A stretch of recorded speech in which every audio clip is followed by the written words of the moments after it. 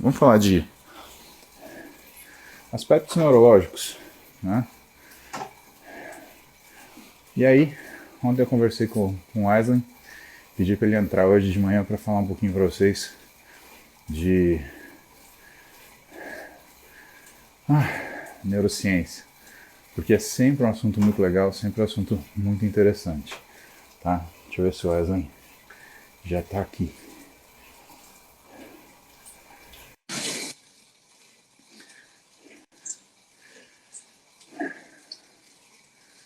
Bom dia, bom dia, bom dia. Bom dia, Paulinho. Grande professor. Bom dia, professor dos professores. E aí? Deixa eu organizar meu telefone aqui. Tá me ouvindo bem aí? Muito bem, tá excelente. Beleza, que bom. Obrigado pelo convite mais uma vez. Estamos aqui para trocar uma ideia sobre saúde mental, sobre comportamento e neurociências. E esse bigode aí, Paulo? Legal, hein? Pai, você sabe que eu deixei para irritar a Roberta, né? A verdade é essa. Mas eu gostei do bigode, cara. Eu fico parecendo aqueles policial dos anos 70. Coloca um Ray-Ban agora. Eu vou pegar... Eu acho que a Roberta deve ter um Ray-Ban. Acho que eu vou pegar um e vou tirar um sarro só pra sacanear. Vou deixar um pouquinho, vamos ver o que acontece. Wesley, queria começar hoje com uma pergunta que uma mocinha fez, né? Ela estava falando sobre anticoncepcional, e aí o que foi a minha ponderação? Minha real preocupação, quando a gente usa qualquer medicação esteroidal, são justamente os sintomas que a pessoa não se apercebe. Uhum. E assim, quando a mulher ela usa um anticoncepcional e ela tem uma queda hormonal importante, isso também se manifesta neurologicamente e principalmente no humor. Então ela fica com o humor mais deprimido. Uhum. E o que é o ponto? O ponto que, quando ela fica com o humor deprimido, ela não é que ela fica tristinha e mantém a capacidade cognitiva que ela tinha anteriormente. É que tudo migra. Então, ela muda basicamente quem ela é. Por quê? A tomada de decisão muda, a forma de olhar as coisas muda, a percepção de satisfação, prazer e recompensa muda. E que, portanto, o anticoncepcional não é uma coisa para a gente ser pró ou contra, não existe isso, não é time de futebol, né? Mas é um remédio. Então ele tem indicações e ele tem contraindicações.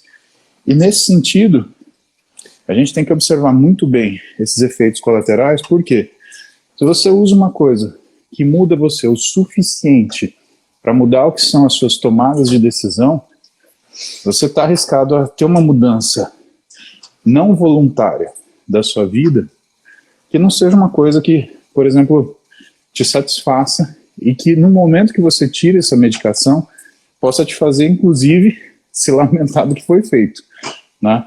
Vamos começar um pouquinho pela essa parte de alteração de tomada de decisão, essa questão do humor, né? O que você chamaria atenção, começaria a chamar atenção com alteração de humor, né?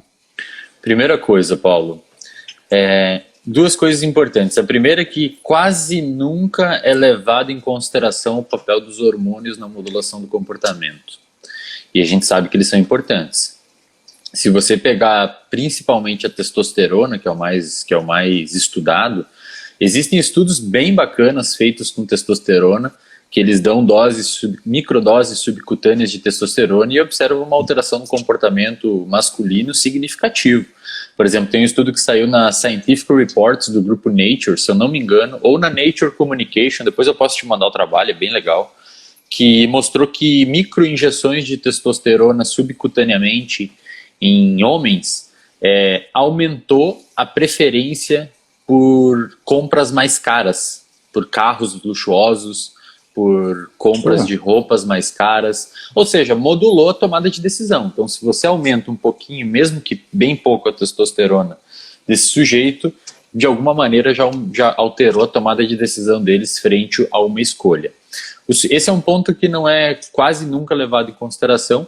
Imagino que, inclusive, você deva atender bastante gente no consultório que chega com os hormônios desregulados, no caso aqui, nesse exemplo, homens, com a testosterona lá em cima e estão extremamente bravos, irritados e agressivos. Deve acontecer bastante isso com você. E insatisfeitos. e insatisfeitos. Eu acho que essa insatisfação é uma coisa latente, né? Todos estão insatisfeitos com o físico, com a vida, com o resultado do trabalho, com a esposa, com o filho, com o pai, com a mãe. Cara, tem uma labilidade também, né? Uma alteração, né? Mas tem uma insatisfação patente. A pessoa, ela não consegue ter serenidade, né? É basicamente essas alterações entre homens e mulheres é 80% que eu atendo no consultório hoje. E aí, Paulo, entra o segundo ponto, que quase nunca também é levado em consideração, principalmente por população em geral, população um pouco mais leiga, e aí eu chamo a atenção de todos que estão assistindo aqui, que estão passando por algum tipo de alteração desse tipo. Primeiro, as pessoas não sabem se perceber, sabe? Quando você está triste, quando você está ansioso, quando você está agressivo, quando você está para baixo. Muita gente não sabe se perceber, fica perdida, achando que não pode ficar daquele jeito, quando na realidade precisa saber que está daquele jeito para frente a isso tomar algum tipo de decisão. E o segundo ponto, e mais importante, o segundo ponto desse segundo ponto, é que nós somos sensíveis às consequências do que a gente faz, Paulo. Então, se você tem uma labilidade emocional ou de humor, né, e existe uma diferença entre humor e emoção, sendo que emoção é uma alteração transitória e rápida, e humor é uma alteração um pouco mais crônica, né? A pessoa que vive tendo essas alterações emocionais pode no futuro desenvolver uma alteração de humor. Então a pessoa está constantemente irritada, primeiro que isso vai prejudicar os laços sociais dela. A pessoa está constantemente buscando algum tipo de satisfação devido à insatisfação que você acabou de comentar. E aí, quem busca satisfação o tempo todo, eventualmente se frustra, né, Paulo? A gente não consegue fazer tudo que a gente quer, na hora que a gente quer e que saia da forma que a gente quer. Então, do jeito que a gente gosta, né? Exatamente. Então a pessoa fica buscando aquele tipo alcançando aquele tipo de situação que muitas vezes é inatingível, vê que não consegue e acaba se frustrando bastante. Esse padrão de comportamento, que pode ser devido a uma alteração hormonal, né, eu já encaminhei vários pacientes para endócrino. Inclusive, esses tempos eu pedi para você, se eu não me engano, um contato e tudo mais. Porque se existe isso, essa modificação hormonal pode levar o paciente a ter uma alteração de comportamento e de tomada de decisão, que vai gerar uma série de consequências na vida desse paciente, que ele é sensível a essas consequências. Então como é que você vai ficar toda hora irritado, toda hora insatisfeito, toda hora se frustrando, toda hora com alteração emocional? As consequências desses comportamentos vão vir até você, e você é sensível a elas. E com o tempo isso vai estruturando também, né, Eslen? A forma do sujeito agir, mesmo que depois você tire o estímulo, ele se estabelece, né? Neuroplasticidade. E dá para fazer o caminho inverso?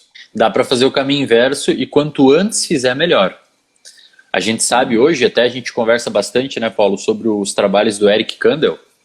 O Eric Kandel mostrou na década de 2000, ganhou um Nobel por isso, inclusive, um pouquinho antes, no final da década de 90, e depois em 2000 ele foi laureado com o Nobel, o prêmio Nobel por isso, de Fisiologia e Medicina. Ele mostrou que ele estudava umas lesmas que tem relativamente poucos neurônios e é fácil de você manipular ali molecularmente. E ele mostrou basicamente que o aprendizado, quando a gente aprende alguma coisa, muda fisicamente a estrutura do nosso cérebro. E o oposto é verdade. Então, por exemplo, hoje o nicho de pessoas que mais desenvolve Alzheimer são as freiras. Caramba! Freiras é o nicho de pessoas que mais desenvolve doença de Alzheimer ou demência precoce. Por quê? Porque elas leem basicamente a mesma coisa a vida inteira, fazem as mesmas coisas a vida inteira. Então o cérebro atrofia. E o oposto também é verdade. Se você aprende uma segunda língua, por exemplo, a falar uma segunda língua, você diminui significativamente as chances de você desenvolver doença de Alzheimer, que é uma doença neurodegenerativa, ou seja, perde neurônio. Tá? E se você aprende uma terceira língua, essa chance não dobra de novo. Por quê? Porque você usou relativamente as mesmas áreas para aprender a terceira língua. Então, isso é ou seja, pessoal, o nosso cérebro ele é plástico, ele é como se fosse um músculo. Né? Quando você vai lá e vence uma resistência, o seu músculo se modifica frente àquela resistência. O cérebro é a mesma coisa. É por isso que estudar é cada vez mais fácil quanto mais você fizer. Né? E quanto mais você variar também, né? Exatamente. O tema.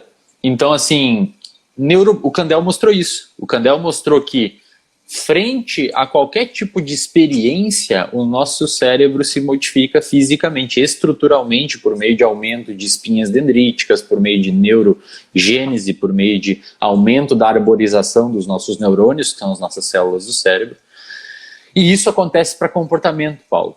Por exemplo, se você pega um paciente um paciente muito impulsivo, de uma maneira geral, por compras, por drogas, por comida. Eu tenho atendido bastante paciente com compulsão alimentar que antes não tinham e a pandemia desencadeou. Por quê? A compulsão é uma consolidação da impulsividade. No nosso cérebro existe uma região extremamente importante chamado estriado, e esse estriado ele pode ser dividido em duas grandes regiões, ali, que é o estriado ventral, que a gente chama também de dorsal. Exatamente, o estriado ventral também é o núcleo accumbens, é a mesma coisa, né? Ah, que legal. É a mesma coisa. Eu sempre separei esses dois. Não, o núcleo accumbens, ele tá dentro ali, tá juntinho ali. Quando a gente for ver uma pessoa impulsiva, Paulo, existe um defeito na circuitaria neuronal córtex pré-frontal, que é uma região modulatória e inibitória dos nossos comportamentos. Então, quando você está em casa, está fazendo dieta e vê a galera comendo pizza, o que impede você de comer a pizza é o seu córtex pré-frontal. Ele fala, peraí, você está fazendo dieta, não come essa pizza, que amanhã, segunda-feira, você vai treinar mais dilatado, vai treinar um pouco mais pesado, vai ser difícil fazer, vai te dar um cansaço maior, etc. Vai inchar e tudo mais. Então isso que impede você de comer a pizza. Só que se você tem uma falha nessa comunicação por alguma razão, uma falha de comunicação córtex pré-frontal, núcleo accumbens, você vai lá e come a pizza. Isso é impulsividade. Impulsividade é você não conseguir impedir o início de um ato.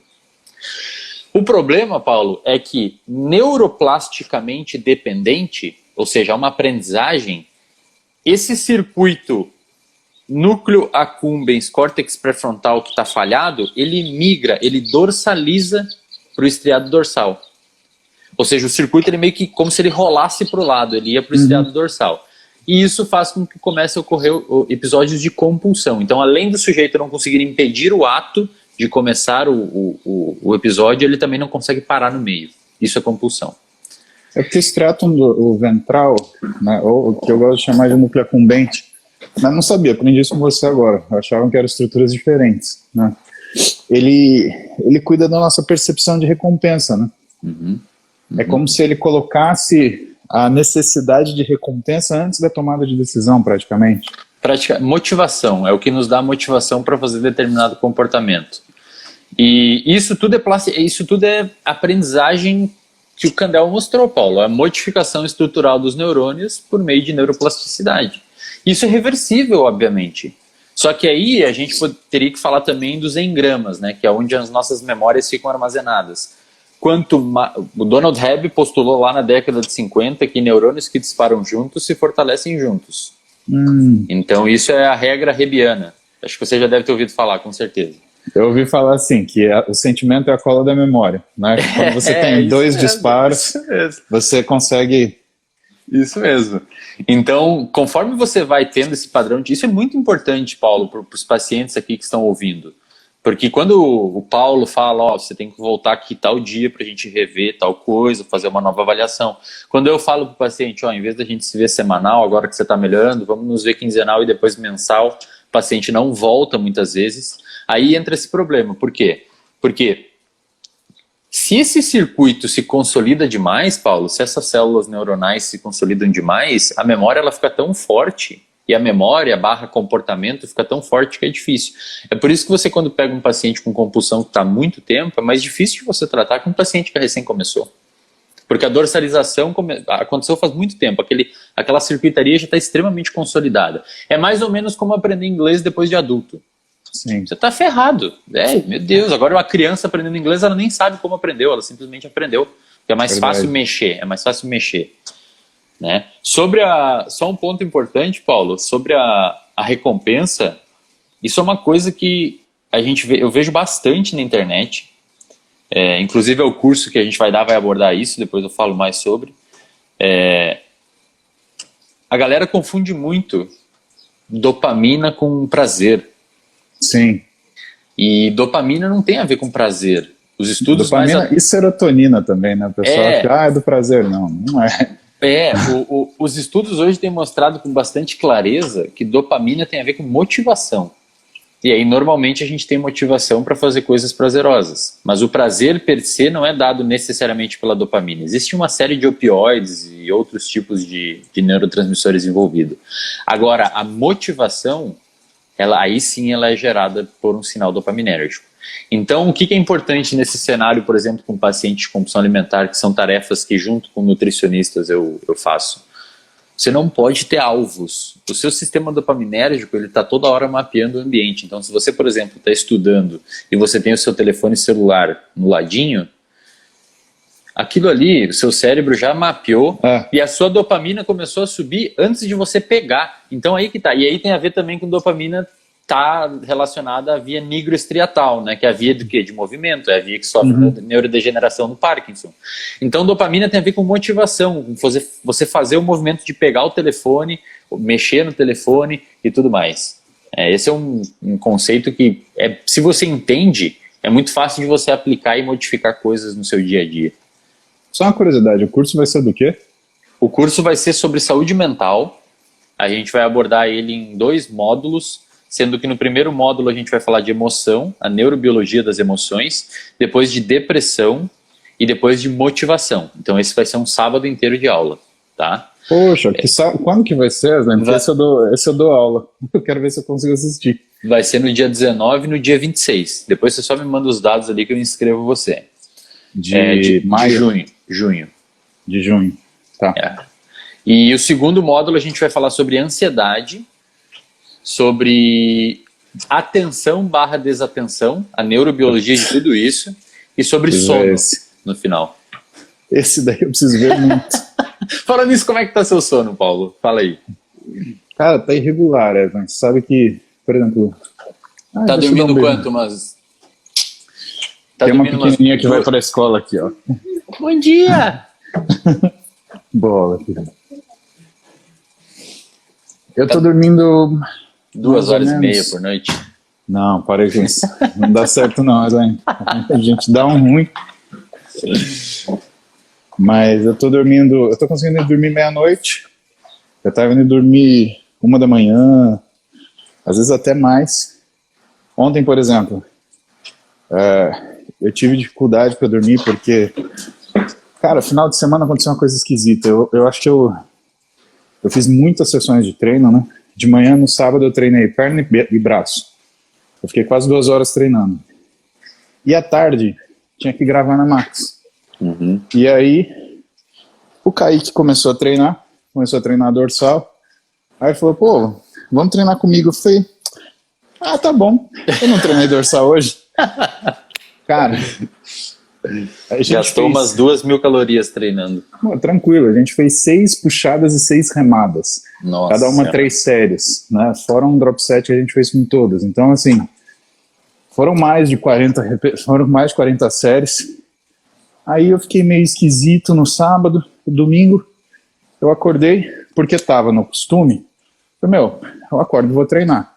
Até porque, assim, antes de eu sentir qualquer coisa, eu já treinei, entendeu? E aí eu treinei peitoral e ombros, deltoide. E aí, bicho, eu não sei o que me deu, mas no treino de deltoide eu cismei fazer bisete. Então eu praticamente dobrei o volume. Cara, no domingo, eu sentei para comer, chegou uma hora que minha frequência cardíaca estava 120, sentado, em repouso, comendo. Caramba. Eu falei, caralho, e assim, a gente dá aula disso, né? Isso daí é um overreaching não funcional, com alteração serotoninérgica, que acontece as duas coisas, né? Você pode ter tanto alteração serotoninérgica, quanto alteração parasimpática, simpática ou parasimpática. Então você pode tanto acelerar quanto desacelerar. E nesse final de semana, eu senti a aceleração. O que aconteceu com o sono à noite? Caiu. Que foi? O que aconteceu segunda de manhã? Eu não consegui levantar. Não conseguia. O relógio tocou às 5, tocou 5h30, tocou 15 para 6, tocou 6, tocou 6h15, tocou 6h45. Mas você nem ouviu? Cara, não, eu ouvia, desligava, porque assim, eu não tinha condição de levantar. E aí, bicho, eu virei e falei assim, quer saber? Hoje eu vou ficar quieto, vou desligar essa porcaria desse despertador, vou levantar 8h30 e vou pro consultório direto. Aí, cara, eu levantei, eu fui acordar no banho, debaixo da água, mas depois de uns 20 minutos de banho, me troquei, cheguei no consultório e já comecei a trabalhar, e assim, a coisa foi equilibrando. Aí essa noite passada, eu fiquei um pouquinho mais ansioso antes de dormir, mas mesmo assim, eu peguei e falei, vou deitar e fechar o olho e ver o que acontece. Você ficou ansioso com medo de dormir, Paulo? Exatamente. Cara, isso é muito comum, bicho. Paciente que tem 1 ou 2 noites de problemas com sono, as outras noites nem necessariamente é um problema com sono per se, mas é a ansiedade de medo de não conseguir dormir igual as outras noites. Não, é medo de acordar. E realmente, eu acordei, mas eu acordei 2h30, acordei 3h30, só que eu consegui voltar a dormir, né?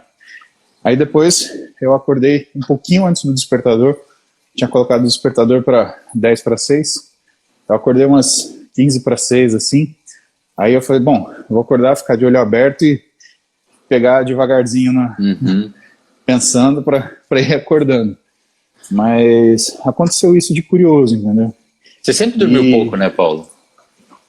Esse foi um péssimo hábito que eu adquiri, viu, Wesley? Inclusive montando o curso aqui, a gente tem lido diversos... O curso vai ser dado por mim, aliás, por um colega meu, psicólogo e neurocientista também, e por um professor da Universidade Federal aqui de Santa Catarina, que orienta na pós-graduação em neurociências. Ele que vai dar, inclusive, o tópico do sono, e ele tem estudado muito artigo sobre sono.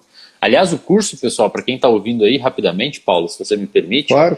É um curso que não tem o material que a gente vai ministrar dele, tanto nas aulas sobre emoções, quanto depressão, quanto motivação, quanto sono, quanto atenção/desatenção e quanto ansiedade. Em todos esses módulos, o conteúdo não tem livro-texto. Tá? É dia 16 e 26 de maio. De junho. 19 e 26 de junho. O link está na minha bio. O link está na minha bio. E a gente vai deixar um cupom Paulo10 para a galera que está assistindo aqui. Ter um 10% de desconto no curso aí durante a live. E o conteúdo não tem livro-texto, Paulo. Então a gente tem lido centenas de artigos científicos de revistas só de alto impacto. O Paulo sabe, toda hora eu estou mandando um artigo ou outro no WhatsApp para ele aí. É só Nature, JAMA... E a gente tem lido muito trabalho, você falando desse hábito, muito trabalho mostrando grandes déficits cognitivos e comportamentais de privação de sono crônica. Então, se você dormir pelo menos que 5 horas, de 6 a 5 horas já é uma coisa que dá para administrar os déficits, mas menos que 5 horas a coisa começa a gerar bastante problema. Então, imagino que, eu não sei se você chegou a sentir em algum período da sua vida algum tipo de... A gente fala isso alertando, né, Paulo? Às vezes a galera vê e te segue e acha que é legal dormir 3 horas e meia por noite, 4 horas. Não façam isso.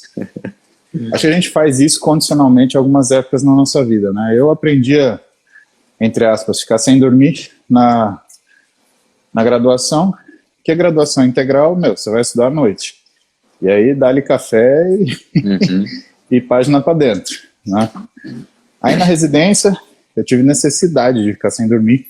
Porra, eu chegava a dar 4 plantões por semana. Então pensa que eu dormia 3 noites por semana. Eu mais ficava acordado do que dormia. Caramba. Isso era desesperador, cara. Assim, você chegava no segundo dia sem dormir, assim, a sensação, a definição é a sensação de desrealização, né? Mas só pra galera entender, assim, né? Parece que você não está acordado, você não sabe se você está acordado ou se está dormindo, você está meio que num sonho, assim. Não te afeta, por exemplo, a tomada de decisão, mas te afeta a velocidade com que você faz isso, né? E essa sensação de você não estar 100% acordado. Só que, cara, quando você aprende a fazer isso, ou que o teu corpo ele aceita esse estímulo, é complicado. Eu consigo desligar mesmo quando eu vou para a fazenda. Aí na fazenda parece que muda um botão, Wesley. Não sei te explicar. Às vezes você associou Às vezes você associou aquele lugar a um lugar de descanso. Provável, provável. Tanto que assim, lá eu consigo treinar tranquilamente, eu treino 2 vezes por dia, sem... Meu físico aguenta, não tem nenhum problema. E assim, eu sinto sono. Então chega, por exemplo, 8 da noite, cara, lá tá um breu, você não enxerga nada à sua frente. Você enxerga ponto de luz, assim, nas cidades mais próximas, né? Às vezes numa casa que tem no meio de outra fazenda. Mas assim, é breu, breu, breu, breu. E a gente fala. Não, eu só ia comentar que isso é importante, até uma dica pra galera que tá aqui na live e não consegue dormir. Geralmente eu faço isso, falo isso para os meus pacientes, eles dá bons resultados. Existe um termo que eu não sei exatamente a tradução em inglês ou português. Higiene do sono, chama. Não, também, mas existe uma outra parada chamada Zeitberg. Zeitberg. É, sim. Isso, são os arrastadores, sim. Né, na tradução porca. Realmente, não tem tradução. O que é isso? Zeitberg são arrastadores do nosso ciclo circadiano. Então, se eu pegar qualquer pessoa daqui e largar lá num lugar, em algum lugar no mundo onde o ciclo, sei lá, agora seja 3 horas da tarde nesse outro lugar, existem pistas do dia a dia que vão arrastar o ciclo circadiano da pessoa para o horário de lá, né? Claro e escuro. Então, vai ver as pessoas almoçando, vai ver as pessoas saindo do trabalho. O seu cérebro ele começa a identificar essas pistas como, é meio-dia, agora é de tardinha. Inclusive tem uma região chamada núcleo supraquiasmático no cérebro que tem uma série de células lá, que tem os genes clock, inclusive deu o Nobel de Medicina e Fisiologia, acho que em 2017 para a galera. Eles descobriram que existe uma produção de proteína, o gene produz proteína, e essa proteína satura na célula, que a saturação de proteína na célula faz um feedback negativo para parar a produção dela mesma, e esse ciclo demora exatamente 24, 25 horas para acontecer. E ali eles começaram a perceber que existe, então, um ciclo circadiano encefálico bem estabelecido. E existem esses arrastadores que ajustam esse ciclo. O principal arrastador, o principal Zeitberg que a gente tem hoje é o Sol. Então, se você tem problema de jet lag, por exemplo, você vai viajar e tal, e você quer se ajustar ao seu ciclo circadiano, se expõe à luz solar. A luz solar vai entrar no seu olho, vai até o núcleo supraquiasmático e vai dar um sinal lá químico para regular, vai fazer uma sinapse que vai regular esse núcleo supraquiasmático, essas células clock lá no núcleo. Então, quando você vai para a fazenda, é provável que você tenha menos arrastadores, menos luz artificial, menos barulheira em fora de casa, menos pessoas andando no condomínio, e o seu cérebro começa a dar uma desligada um pouco mais cedo. Então, quem tem problema de insônia, se expõe à luz solar de manhã, se expõe ao solar meio-dia, se expõe à luz solar de tardinha, que o seu cérebro vai começar a entender que hora que é e a hora que você tem que desligar. E tem um outro arrastador interessante. Primeiro, né, a gente falou da luz, né, você falou do som, tem a temperatura. Existe, com a variação da luminosidade, uma variação muito grande da temperatura. Então, por exemplo, à noite faz frio. E quando o sol nasce, o raio do sol já te aquece. Então, tá frio, mas, por exemplo, se você está num lugar onde bate sol, aquilo já começa a te esquentar. E essa sensação do escuro frio versus o claro quente, ele te dá tanto a vontade de dormir quanto a vontade de acordar. Perfeito. Então é diferente acordar e dormir lá. Exatamente. Cara, eu sei que eu sinto uma falta do caramba. Eu acho que eu vou virar, homem do campo e pronto. Mas olha só, Paulo, a galera que não tem noção disso, fica difícil. Imagina como é que você vai... São pequenas estratégias que, à luz desse conhecimento, você pode implementar na sua vida. Então, se você não precisa ser um especialista em neuro, em psicologia, em medicina, mas existem determinadas coisas que é interessante você saber, né? Se você tem hipertensão, evitar comer sal. Se você está com insônia, não toma café à noite. São pequenas coisinhas que você pode começar a tentar implementar na vida aos poucos, né? Isso, de hábitos também, né? Por exemplo, evita pegar no celular, evita assistir filme de ação, evita jogar videogame. Cara, nada muito ativador, né? Tudo que te ativa antes de dormir vai te dar problema, né? Eu tenho um gatilhozinho que é jogar paciência. Então, eu pego Quando eu não consigo dormir, eu pego o telefone, eu coloco na paciência, e aí eu vou olhando. Quando eu começo a pescar, assim, jogando, eu falo, beleza, tô no ponto. Aí eu desligo e coloco de lado e vou deitar. Existem dois tipos de pessoas, né? A pessoa que desliga e vai dormir e a pessoa que dorme jogando com o negócio na mão, assim. Não, e o mais engraçado é que, assim, eu durmo jogando, aí eu não sei quanto tempo passou, aí eu só percebo que eu durmo jogando lá pelo depois da terceira pescada. Eu falei, não, agora eu tô dormindo. Pum, aí eu desligo. Ei, Paulo, deixa eu fazer uma pergunta para você. Uma coisa que sempre que a galera vê que eu vou fazer live com você e tudo mais, galera, muita gente me segue por conta de motivação, por conta de procura de satisfação pessoal e tudo mais, né? E a galera sempre questiona, assim, o que fazer para melhorar ou para implementar disciplina barra motivação em nossas vidas. E aí você, como um cara que treina provavelmente, sei lá, quanto tempo você treina já? Desde os 30 8? anos, desde os 11. Como é que faz isso? Como é que faz para manter isso? Como é que faz para botar uma rotina? O que você vê no consultório que funciona? Nossa Dá uma eterna luz para a conversa, galera. né, Zé? Nossa eterna conversa entre disciplina e motivação, né? E é o que eu falo pro pessoal, já falei até em vídeo da Max. Se você é um sujeito motivado, você vai começar 10 coisas e não vai terminar nenhuma. Porque você está sempre começando alguma coisa. Se você é um cara disciplinado, você começou uma coisa e você está no caminho de terminá-la. E assim, a motivação, ela vem da disciplina que te mostra onde você chegou. Então você se torna motivado em alcançar aquilo que você se propôs. Uhum. Mas para existir disciplina, tem que existir programação e organização. Né? Então, na verdade, tudo começa em como você organiza a sua vida. As pessoas negligenciam muito isso, né, Paulo? Agenda, cronograma. E elas não... Quando elas pegam uma dieta, por exemplo, elas não calculam quanto tempo demora para você preparar aquela comida, quanto tempo demora para você porcionar aquela comida. E aí o que acontece? Quando elas vão fazer as refeições dela, por exemplo, no domingo, para deixar pronto para a semana, ou mesmo durante a semana para deixar pronto para outro dia, ela começa a preparar, e aí fala, isso daqui está demorado, amanhã eu dou um jeito.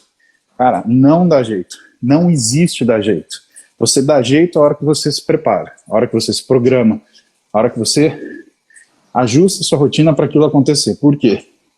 Uma vez que você fez isso, você fez, por exemplo, suas 3 marmitas do dia que seja, você olha para o trabalho que você construiu, você fala, puta, eu vou desperdiçar isso? Não, não vou comer o que está aqui. Ao passo que, se você deixar para improvisar, não, eu como um frango com salada no bar aqui na frente do escritório. Aí você desce. Realmente, você come um frango com salada.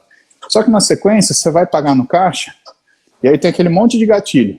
E aí o que você faz? Você come um prestígio. Você devia ter comido... Exatamente. Você devia ter comido 250 gramas de arroz, que você ia estar mais saciado, e é um alimento saciador, do que você comer, por exemplo, um chocolate, que além de ser um alimento orexígeno, que te dá fome, ainda é um alimento ansiogênico. Por quê? Porque dali 3 horas você vai ter vontade de comer. Só que não vai ser a dieta, vai ser outro prestígio. E aí você descambou tudo. Aí é quarta-feira, você fala, tudo bem, segunda-feira que vem eu começo. É aí muito comum isso. Então acho que o principal mesmo é você criar meios para que você tenha a disciplina. Não é uma coisa que aparece do nada. Disciplina tem esforço, né? Tem organização. É aquela história daquele... Eu não sei se você deve ter visto, porque isso aqui viralizou. O vídeo de um almirante americano falando que se você não arruma sua própria cama, dificilmente você vai conquistar alguma coisa na sua vida, porque toda vida, aquilo que é o seu dia começa em arrumar sua própria cama. E é isso, né, meu? Se deixar o seu quarto com a sua cama desarrumada não te incomoda, dificilmente você vai conseguir se incomodar para criar qualquer rotina que seja necessária para você chegar onde você quer. Porque rotina incomoda. Né? É isso daí. Tem um fenômeno que a gente chama na neuro de... Uma tradução livre é predição de erro de recompensa. O que é isso? Quando a gente... Isso é muito importante para a pessoa que vai fazer atividade física, para a pessoa que vai fazer dieta. E creio que é o erro mais comum a galera não levar em consideração isso. Predição de erro de recompensa é assim, sempre que você se coloca frente a uma situação, ou você sabe que aquela situação vai acontecer, automaticamente você emite uma expectativa frente àquilo. Não tem o que fazer. Você espera o quanto você vai receber de recompensa daquilo. É automático. Então, você vai se engajar numa dieta. Automaticamente você fica com uma expectativa de, daqui um mês eu vou estar com tantos quilos menos, forte. Vou começar hoje e daqui 3 meses vou estar igual o Paulo Musi. Vou botar um bigode e vou estar fortão, gigante. Aí o que acontece? Na realidade, a gente sabe que não vai acontecer isso. O cara treina 30 anos, faz dieta todo dia, e você quer ficar igual ele em 3 meses, 5 meses, 6 meses, 2 anos. Então a galera, Paulo, tem uma dificuldade de ser realista quanto às coisas que estão para acontecer. Então se você tem uma expectativa de que vai acontecer isso, e o que acontece é isso, então essa diferença entre o que você esperava que ia acontecer e o que de fato aconteceu, esse delta aqui, essa diferença é frustração. Sim. Ou seja, o seu sistema dopaminérgico, ele está motivado para fazer com que aquilo aconteça. Então, é tipo pedir, quando a galera pede comida no iFood, você vê a foto e um hambúrguer bonito. Seu sistema dopaminérgico vai lá nas alturas, motivadaço para comer. Hambúrguer, sei lá, 40 pau, isso daqui. Um nome gourmet. Um bagulho mó bonitão em cima de uma tábua com uma luz, assim, deve ser um negócio maravilhoso. Aí chega um bagulhinho chochorô, frio. Mano, então você esperava isso, aconteceu isso não sei. Então, assim, frente às situações, o nosso sistema dopaminérgico é predição de erro de recompensa. Qualquer coisa que vai acontecer, o seu cérebro espera uma recompensa por aquilo. Ele faz um cálculo de quão recompensador vai ser aquilo. E se você não ajustar as suas expectativas com a dieta? Então você comeu mais fácil na dieta. O difícil é se organizar, ir ao mercado, comprar os negócios, fazer comida. Não. Então você tem que ter esse cálculo quando o nutricionista te passa dieta, quando o médico te passa dieta. Senão você vai se frustrar. Conversar com você é sempre uma aula, cara. Eu vou ficar pensando nesse termo uns 3, 4 dias, porque é exatamente isso que acontece. E assim, é o que mais acontece na nossa vida, né? Principalmente se a gente nunca fez nada 100%. A gente incorre num erro de criar expectativa que é muito além da realidade. Então o sujeito ele acha que ele vai treinar, não 3 meses, mas 1 semana, ele já vai ficar musculoso. Exatamente. Ele acha que ele vai fazer dieta 3 dias e que ele já vai emagrecer. Então, essa questão da frustração que vem por uma expectativa desmedida pela falta de experiência, cara, é uma das coisas que a gente mais tem dificuldade no consultório, porque insistente e constantemente a gente recebe: mas eu fiz dieta 1 semana e não perdi 1 quilo. Uhum. Bom, mas, pera lá, primeiro, você fez mesmo a dieta? Porque aí quando você vai conversar também tem isso, né? Não, eu fiz mais ou menos. Não. Não, e aí você vai mais. Mas o que é esse mais ou menos aí? Eu comi segunda-feira o negócio. Você pesou a dieta? Não, eu pesei no olho. Falei, que legal, seu olho é uma ferramenta maravilhosa, né? Ela mede radiação eletromagnética do espectro visível e massa. Tem que chamar um físico nuclear para te ver, porque é impressionante isso daí. Ai, caramba. Ou então, a pessoa falou assim: não, eu fiz umas trocas. Aí vê aquelas trocas assim, tipo, tinha que comer, tomar um shake de whey com alguma coisa. Não, uma bolacha com Nutella. Que maravilhosa essa troca que você fez. Né? Ai, cara. É a mesma coisa que você chegar na igreja no dia do seu casamento e arrastar uma madrinha pro altar. Né?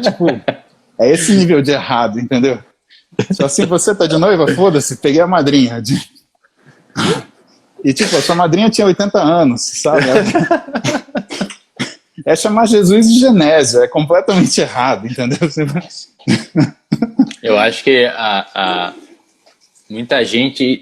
Na terapia é a mesma coisa, Paulo. Então, sabendo disso, na primeira sessão de terapia eu já ajusto as expectativas do paciente. Boa. Eu falo, cara, não tem mágica aqui, a gente vai ter que trabalhar junto. Eu sempre digo que, pelo menos no meu processo terapêutico, eu falo que terapia é como se fosse aprender. E eu acho que é até uma parada que tem que ser utilizada assim, para os nutricionistas, para qualquer pessoa. Você fazer um tipo de terapia, né, com médico, com nutricionista, com fisioterapeuta, com psicoterapeuta, aquilo tem que ser um estilo de vida. Até falando neurobiologicamente, para você estruturar aquele conhecimento na sua vida, é Eric Kandel, você precisa fazer aquilo sempre para que aquilo se estruture em você. Então, quando o paciente chega para mim e fala assim, ó, imagina que isso daqui é como se fosse aprender inglês. Se você for numa aula de inglês, 50 minutos, uma vez na semana, voltar para casa, não assistir filme em inglês, não ver série em inglês, não ouvir música em inglês, não escrever em inglês, você não vai aprender inglês. Pode ficar 30 anos aqui comigo que você não vai aprender. Então, eu vou te passar ferramentas, você precisa implementar em casa, que o que sai daqui não é necessariamente mágica. É uma coisa que a gente vai estruturar junto, assim como dieta. Então você já ajusta as expectativas do paciente ali. Você não vai virar o Paulo Musi em 2 semanas. Eu vou até mais longe. Eu vou até mais longe porque, assim, é a mesma coisa que você levar um São Paulino num jogo do Corinthians e querer que ele torça e grite gol quando for gol do Corinthians. Não faz. Não faz sentido. Exatamente. Aquilo não participa da vida dele. É incongruente. Nenhuma. E não vai. Não vai. Então a gente tem que... Pô, que legal a gente poder falar isso pra galera hoje. Wesley, ajuste de expectativas. Ajuste de expectativas é a palavra da live de hoje. Isso aí. Falar nisso, eu tenho que treinar que deu minha hora na musculação lá. Fala do curso aí. Depois eu vou colocar no meu stories para o pessoal conseguir ser. O curso vai ser realizado no dia 19 e 26 de junho. Será ministrado por 3 neurocientistas. A gente vai abordar temas de emoção. A gente vai abordar tanto a neurobiologia, ou seja, o que é e como funciona no cérebro de cada item, quanto dar estratégias e ferramentas práticas, tanto para pessoas leigas quererem aplicar na sua vida, como, por exemplo, pegar sol de manhã e de tardinha para ajustar os arrastadores para dormir melhor. Isso vai ser uma ferramenta abordada no curso. Vocês vão entender lá no núcleo supraquiasmático o que acontece nos genes clocks, que ajusta esse ciclo circadiano. Vai ter aula sobre atenção, como melhorar a atenção. Vai ter aula sobre motivação, como se tornar uma pessoa mais motivada e consequente e mais disciplinada também. Vai ter aula sobre depressão, vai ter aula sobre ansiedade. E o pessoal que está na live agora, a gente vai deixar um cupom aberto, Paulo10, com 10% de desconto, e depois o Paulo vai me mandar o valor aí que a gente está... o Paulo vai pagar para vocês esses 10% aí. Tô brincando. Fica esperando. E é 10 numeral ou é 10 escrito? 10 numeral. Paulo 10 numeral. 10% de desconto para os seguidores do Paulo. Wesley, beijão. Obrigado demais, Paulo. Imagina, que prazer, obrigado eu. Falou. Bom dia para você. Bom dia, meu.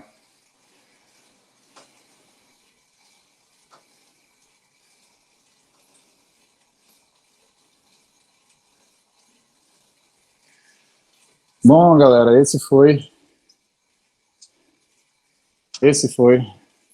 o banho de hoje com Wesley.